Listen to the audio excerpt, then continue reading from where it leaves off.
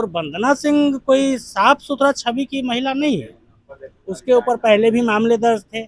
और सबसे बड़ा मामला जो देखिए, अगर प्रशासन के द्वारा उनको लाइसेंसी हथियार दिया गया था तो ये हथियार उन्होंने छोड़ा क्यों? क्यों छोड़ दिए हथियार? इसलिए हम लोगों का यह मांग है जो इस पूरे मामले की उच्च स्तरीय जांच हो और पूरे मामले को स्पष्ट किया जाए जो आखिरकार घटना क्या था। एक पत्रकार ने आत्महत्या किया है, आप भी पत्रकार एसोसिएशन के महासचिव हैं, तो इस पर क्या चाहते हैं? पुलिस प्रशासन जहाँ जहाँ तक हम लोगों से जो सपोर्ट हो सकता है हम लोग परिवार वालों के साथ शुरू से अब तक कर रहे हैं। और प्रशासन, इसमें प्रशासन की भूमिका थोड़ी सी संदिग्ध दिख रही है, क्योंकि घटना के 3-4 दिन होने के बाद अब तक प्रशासन के द्वारा किसी भी नतीजे पर नहीं पहुंचा गया। हमारी यह मांग है जो इस पूरे मामले की उच्च स्तरीय जांच हो और दोषी पर कड़ी कानूनी कार्रवाई हो। प्रशासन पर पॉलिटिक्स दबाव है क्या? हो सकता है, डेफिनेटली। जिस तरीके से घटना घटी और प्रशासन का लचर रवैया देखने को मिल रहा है, तो डेफिनेटली जब पॉलिटिक्स का दबाव हो, प्रेशर हो, लेकिन हमारा पत्रकार संघ दबने वाला नहीं है। वो कोई भी हो, अगर उन्होंने गलत किया है तो उनके ऊपर कार्रवाई होगी। क्या नाम हुआ? मुकुंद कुमार सिंह, पूरा परिचय बता दीजिए। श्रमजीवी पत्रकार यूनियन महासचिव। देख रहे हैं लाइव मीडिया और मैं हूं सुनील कुमार। अभी आपको एक मामला से रूबरू कराऊंगा। मामला हाई प्रोफाइल है, एक पत्रकार का है। समझ सकते हैं कि पत्रकार भी अभी सुरक्षित नहीं है और पत्रकार जो है समाज की आईना होते हैं, आईना दिखाते हैं, लेकिन इस आईने को देख लीजिए किस तरह से चकनाचूर कर दिया गया। जेडीयू जो अभी सरकार में है और जेडीयू की अभिनेत्री हैं वंदना सिंह। वंदना सिंह का 3 बच्चा है, पति डेथ कर गए उनका, और उसके बाद जो है इन्होंने कई को प्रेमी बनाया और प्रेमी बनाने के बाद कई को अपना शिकार बनाया।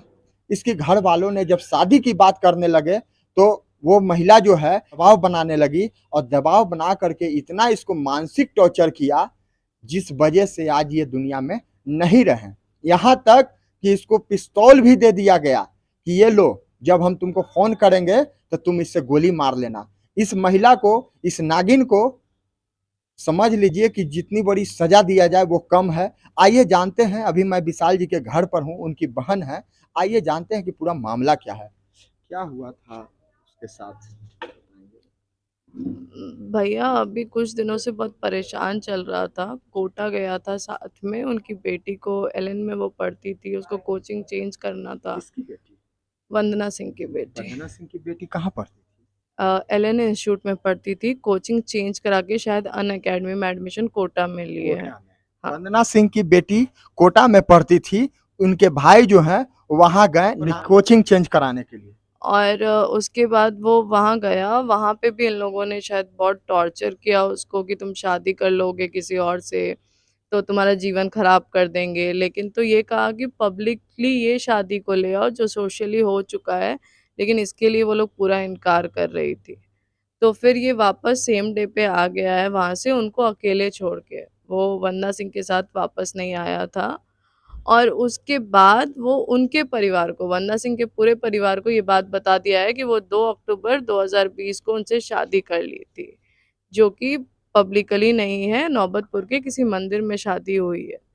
इसकी जानकारी हमें भी नहीं थी, हमें भी लास्ट संडे को ये सारी बातें पता चली हैं।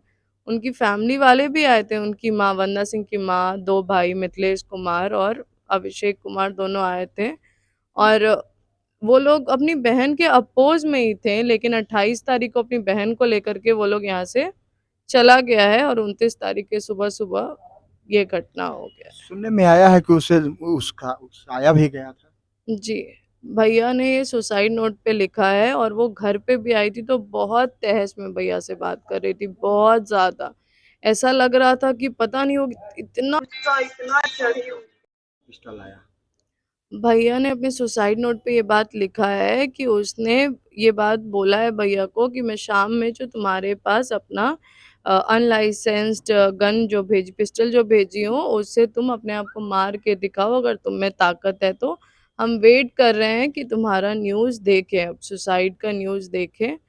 इसमें न्यूज़ चैनल्स पे टीवी खोल करके हम वेट कर रहे हैं, ये चीज़ वो मेंशन किया है और सुबह-सुबह वो खुद को शूट अच्छा ये बताइए, लाइसेंसी वो था या अनलाइसेंसी पिस्तौल था? वो पिस्तौल कहाँ पुलिस के पास है? अभी तो वो पुलिस के पास है, मेरे को नहीं पता कि वो लाइसेंस, मेरे हिसाब से बस उनके पास एक राइफ़ल था जो कि लाइसेंस था, क्योंकि वो 1.5 महीने इसी घर में रही हैं और अभी ये ऊपर सामने वाले घर में रह रही थी। तो वो अपना राइफ़ल भी यहीं पे छोड़ी हुई थी, जो कि मुझे पुलिस से ही पता चला है कि उस राइफ़ल में भी 13 लोडेड ये अच्छा, गोली कारतूस है, थी हाँ, जी, हाँ। बुलेट थी जी, जी।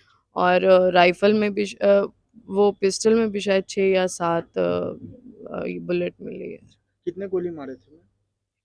1 गोली। अच्छा, इसके बाद जब उसके महिला पुलिस जब आई तो क्या हुआ? पुलिस ने क्या कहा?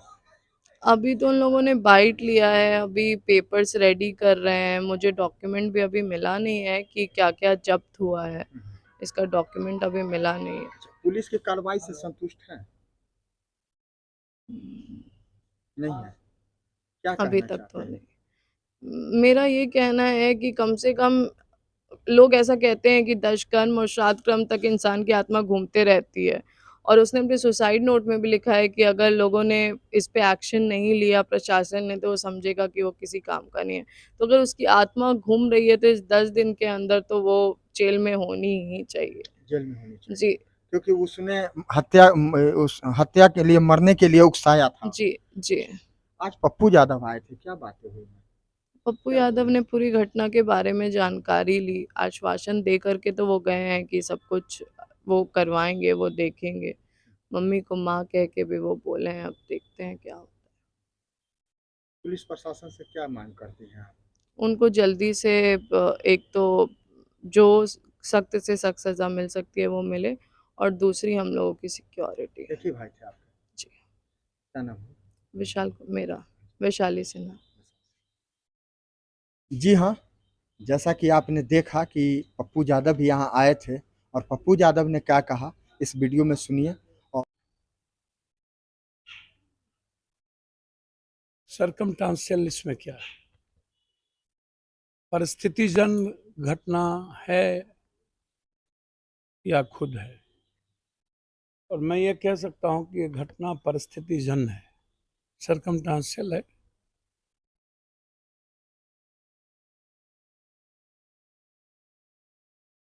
और इसकी जांच होनी चाहिए, चाहे वंदना सिंह जी हों, कोई भी हो।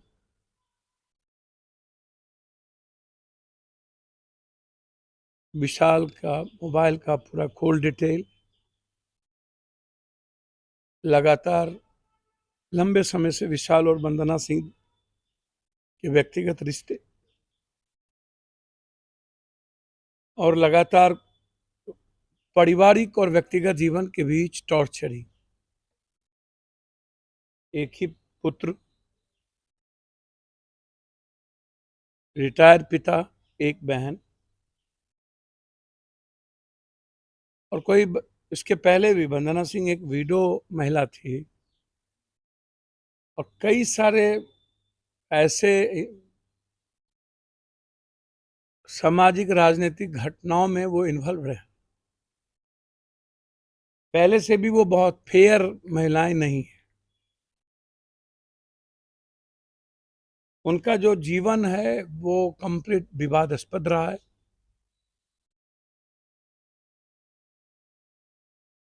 यह जांच किसी भी कीमत पर होना चाहिए कि एक लाइसेंस्ड राइफल और एक अनलाइसेंस्ड पिस्टल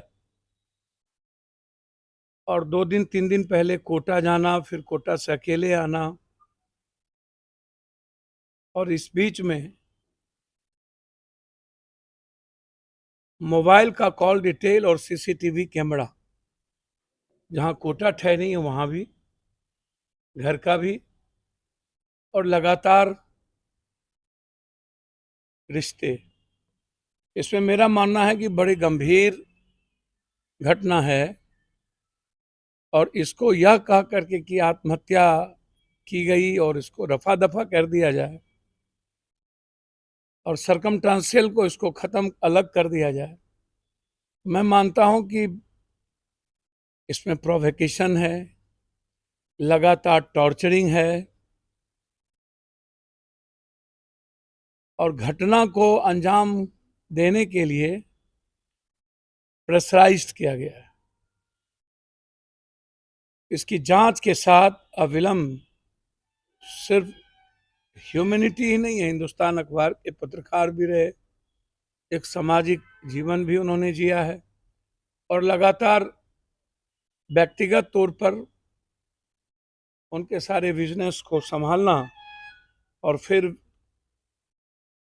आप 3 बच्चे के माँ होने के बावजूद आपने कैसे इन्वॉल्व हुए जीवन में, यह भी एक गंभीर विषय है।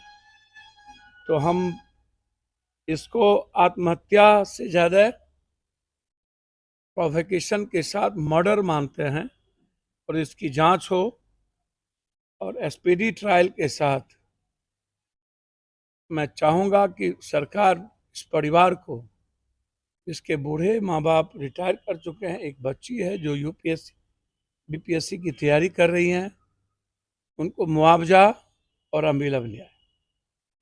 और आप देख रहे थे लाइव मीडिया। अगर यह वीडियो आपको अच्छा लगा हो तो जनहित में शेयर करें।